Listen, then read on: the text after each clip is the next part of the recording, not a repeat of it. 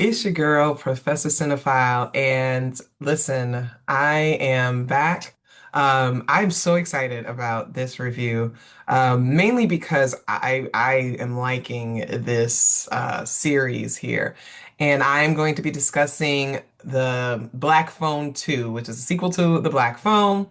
And yeah, let's get into it. Spoiler alert, I am going to talk about details not only from Black Phone 2, but from Black Phone 1 because it's, you kind of, it's a linked story, so you kind of have to talk about both. So I just got to, say to folks, The Black Phone actually is one of my favorite horror films of all time. And I know that that's weird to say, especially because it came out in 2021. It is, 21st century horror, which hasn't been that great compared to the classics that we had in the golden age of horror. But I really, really, really love the story, right? And if you haven't seen either, it's the basic premise is that there is this person called the Grabber, and he is a serial killer and abuser of children and things like that. And so he's been grabbing young children, holding them hostage, torturing them, and then eventually killing them, right? And what ends up happening in the first one is that he grabs a young boy, and he gets locked in this room, that same room that all these other boys have been locked in, except there's a phone in there, and the phone keeps ringing, and every time he picks up the phone, it's one of the boys that has been killed already, and he's learning their stories, and they're actually helping him find his way out. Like each one seemed to get further along in the process, or was able to hold it off. And so as he's talking to each kid, they're helping him kind of spiritually through this phone, helping him figure out how to stay safe and how to get out of there. And eventually he gets out and he ends up killing the grabber. And so that's where the Black Phone one is. And I just really loved the concept of it, right? I love supernatural horror. I love things where we are bending time and space, dream worlds, reality, alternative universes, all those kinds of things. I really love when they do that. And I thought that the Black Phone just did it so well, right? It's a Blumhouse production, it's all of that kind of stuff. You really don't expect, you know, Blumhouse to get it really bad, right? So Black Phone 2, you start thinking, well, he died in the first one, the grabber died in the first one. How are they gonna do this? And so they, and this, I was shocked because I went in and I was just like, what is this gonna be about? Okay, well, they continue, and many of the same actors and actresses from the first one come back as the same, reprising their roles, same characters, just a few years older. So the guy that got kidnapped the first time, his name is Finn. He's a little bit older. He has a younger sister. Her name is Gwen. And in this one, Gwen is having these kinds of nightmares, but they're actually kind of premonitions. And in her own way, she's also having these spiritual connections to these other realms, other times, and things like that. And as she's able to go, along, these phone calls and these dreams, she starts getting phone calls too, but these dreams and phone calls and things like that help her figure out, kind of solve a mystery that involves the grabber having taken and killed three boys many years ago. Like basically they were his first kills. And so she is, she's kind of on the case to figure out what's going on. So I loved that they were able to continue the story by kind of taking us back in time. I know a lot of people don't like time jumping a whole lot, but I think it works for this particular film.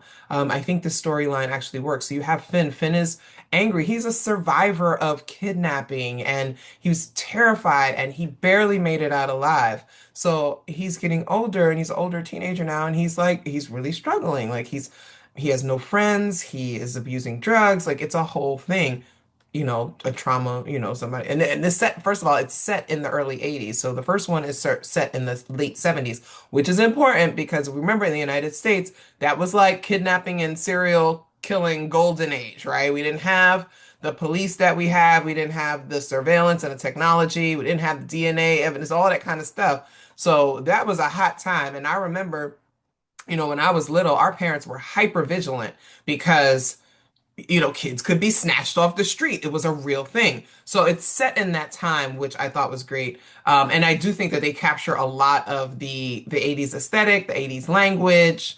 Sometimes I think they overdo it a little bit with the dialogue and the language. Like, okay, we get it. We know that it's set in the early 80s in Colorado. We get it, you know. But I think that they did a good job with setting that. But we're in the early 80s, and so we of course we don't have the technology and stuff like that. So all of this is totally like supernatural. Gwen is having these dreams, and in these dreams she sleepwalks, and we find out that their mom had the same kind of premonitions and the same kind of dreams, which they believe drove her crazy and led to her killing herself. And so again, another story where kids are being raised by their dad. The dad is traumatized. He drinks too much and all this kind of stuff. So, we've seen that before in horror films. We've seen that before in other stories as well. So what I really like is that there's the way they're shooting the dream state versus reality is really, I really enjoy it. So when you get the dream state, you kind of get this cloudy visual. I'm not sure what camera and lenses they were using, but you get this nice cloudy visual that lets you know for sure that this is a part of Gwen's dream and it's not really what's happening. And then you can see the stark difference with the reality. But then there's a point towards the end where that fuzziness gets a little bit clearer, but not as clear as reality. And so you can see that they are actually bending time and space in that moment, which I just thought, just from a filmmaking point of view, just the cinematography, just the directing, all of that, like, I thought that was fantastic. I really enjoyed it. It gave us 70s slasher aesthetic. I really appreciated that. And then you're getting into the story. So basically, like the mom, their mom, when she was a little girl, not a little girl, when she was younger, she went to this Christian camp. And while she was there, she was like I think she was like a counselor in training or something like that. And so they returned to this camp because they figure out, and this was a little like fuzzy or whatever, but they figure out that the grabber is still alive spiritually. And what I like, it was giving me Freddy Krueger. And y'all know I love me some Freddy Krueger. You know I love Nightmare on Elm Street. So he's kind of existing in her dreams, and he's getting power from the fact that these three boys, they never found their bodies.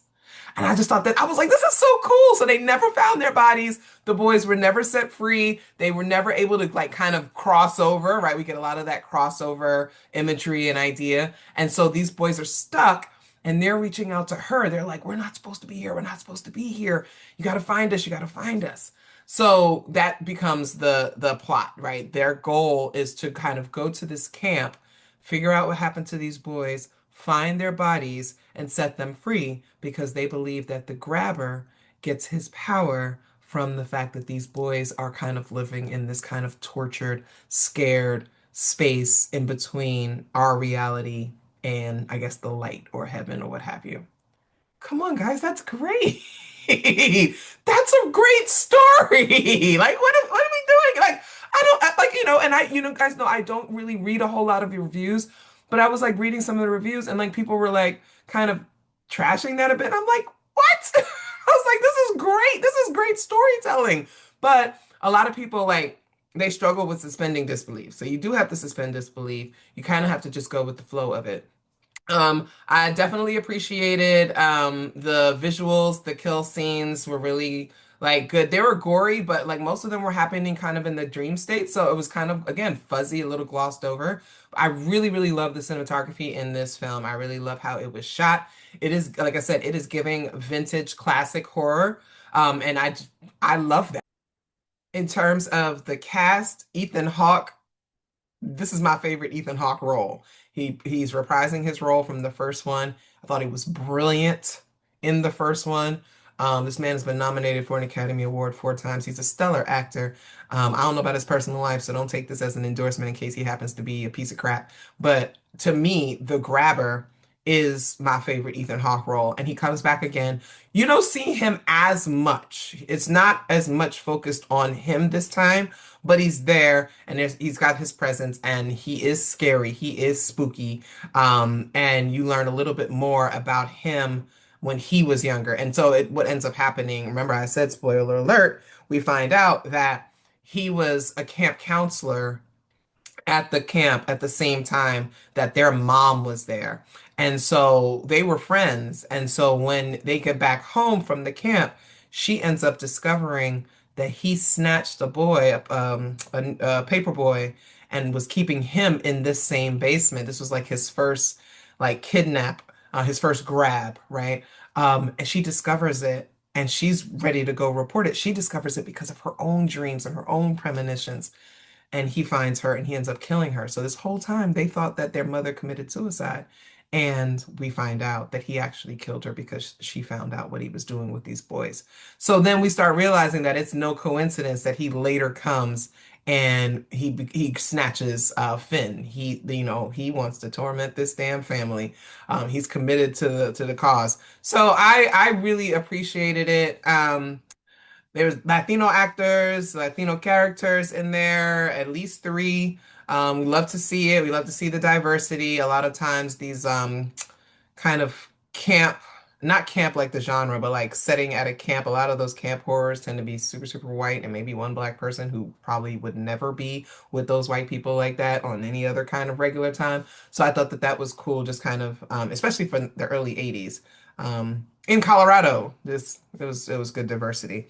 And then what else did I like?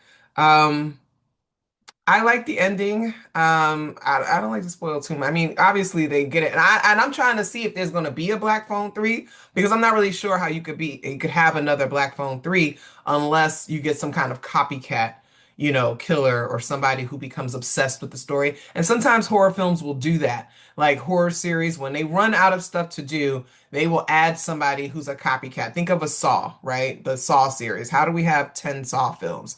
Well, all kinds of copycats and accomplices and things like that. So I could see maybe how they could possibly work that. But I don't know. They could just leave it at this. They would leave it at these two and call it a day, and it would be great. I'm gonna give this 4 hearts. I'm gonna give it 4 hearts. I save 5 hearts, for the pinnacle, and you all know that is Nightmare on Elm Street 5, the Dream Child for me. And this is not at Dream Child, but I like it, and I'm gonna give it a 4. I thought the acting was I thought these young actors are really, really good. They have some breakout potential for sure. Like Madeline McGraw, who plays Gwen, she's been in a ton of films as a child actress, but like now she's like teen and kind of getting older. Like I'm really waiting for her to have that role. Some might see this as that one, but it's also a horror film, so horror gets the shaft all the time. But she is really talented, and I'm happy to see that she's doing what she's doing. So I think that there's I think as an ensemble, I think they all had really great chemistry. I think Mason Thames, he plays Finney. I think that he really like I sometimes I wonder about like people's psychological well-being when they play these kinds of roles because he was playing this as like a younger person and kind of reprising this role, and it is a really deep dark kind of story, and the character has definitely been through some trauma, so I hope that he's okay. But yes, I recommend seeing it. It's probably going to be streaming soon because we know how things are. It came out October 17th. I'm a little bit late, but that's okay. It'll probably be streaming soon, so definitely check it out. But you do want to watch Black Phone, the first one again. I'm actually gonna watch it again. I've seen it like 10 times, but I'm probably gonna watch it again because I really love this film. Like I really love the Black Phone. And I just think that it's brilliant. And I think that the Black Phone 2 was a nice follow-up to it. I don't think it was as good as the first, but I think it was a strong and solid follow-up and a sequel to this. And I really enjoyed the writing. So go check it out. If this is your first time in my channel, please subscribe, hit that like button. I really appreciate it. I love what I do here. I love getting to talk about film, and your support means the world to me. So thank you. See you next time.